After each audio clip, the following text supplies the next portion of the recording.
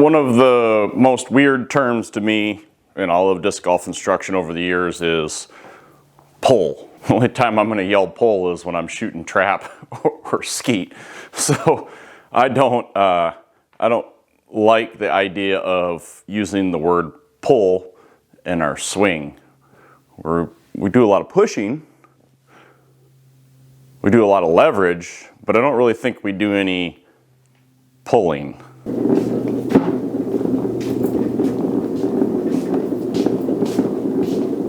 Pushing is a little bit more descriptive of the out and out method and what you're really trying to do, because we're trying to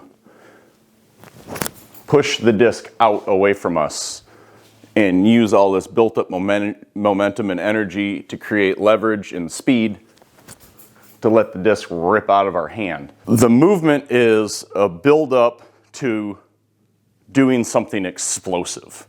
We don't want to necessarily gas ourselves in the middle of the throw because we're using fast twitch muscles. Fast twitch muscles, when you really start getting into more advanced stuff, are what allows you to have that explosive power. If we're pulling really hard to try to get the disc fast, we're not using leverage. We're basically overusing our muscles, which doesn't allow us to explode. Relaxed, explode. So that's why I don't like pull. And so there's talk now of more of an out-in-out style of method, and some people are calling it a pulling method. I would still not call it a pulling method. What we're doing is we're dragging this part of our arm behind us and leading with the elbow. The effect is the same, except we're not adding in this motion. We're kind of letting it sling out a little bit more by encouraging the sling out by driving our elbow at the target, which forces our arm out. Either method works. I threw with the method of letting the disc sling out by driving the elbow for a long time. I've been throwing now more recently for experimentation purposes. You have to do this as a coach with more of a push out, with like the Beto drill style of throwing.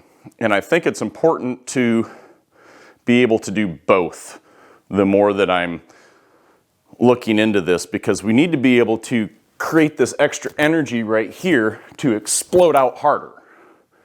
And that, I think, gets us into more complicated things like a normal pocket versus a deep pocket. But we still are looking to lead the swing with the elbow and come out. We're not looking to pull the disc in. The natural rotation of your body will bring the disc in. You don't really actually have to pull it into your chest. It's rotate, and then if you get to this point and we want to drive with the elbow, we're driving the elbow forward and the disc is lagging behind. Don't think about it as pulling the disc, because you're going to start pulling with your scapula. We're pushing the elbow out to get it out. That's the fun topic right now. So yeah, I don't like the word pull. I don't like the word reach back. I don't like these terms for a backswing. We're just coiling is good. We're thinking about coiling because the language that we use to talk about what we're doing, the better language we use to tell our brain what to do, the more likely your body is to respond, because we know how a lot of these things work from when we're younger and we're taught to throw and we're taught to do all these other things, because we call it throwing. We're throwing discs, and technically we're throwing discs, but we're really leveraging and swinging discs. This is a swinging motion. It's a swinging motion. It is not a throwing motion. Forehand's more of a throw than a backhand. So, because we do have sidearm pitchers, they throw a baseball. We are technically throwing a disc, but we're using a swinging motion to throw the disc. So when we start engaging our brain with proper terminology to help us activate our muscles and activate everything we're trying to do, we can perform better. I've had times with students where they've struggled with really basic mechanic skills, and I've re-explained the swing to them with like better terms. And they immediately start throwing better because they're thinking about how to do it. They're giving themselves instructions better, where they stop yanking the disc around and doing all this other stuff, and they start thinking about it being a more body flowing movement. So language is something we really need to work on as coaches.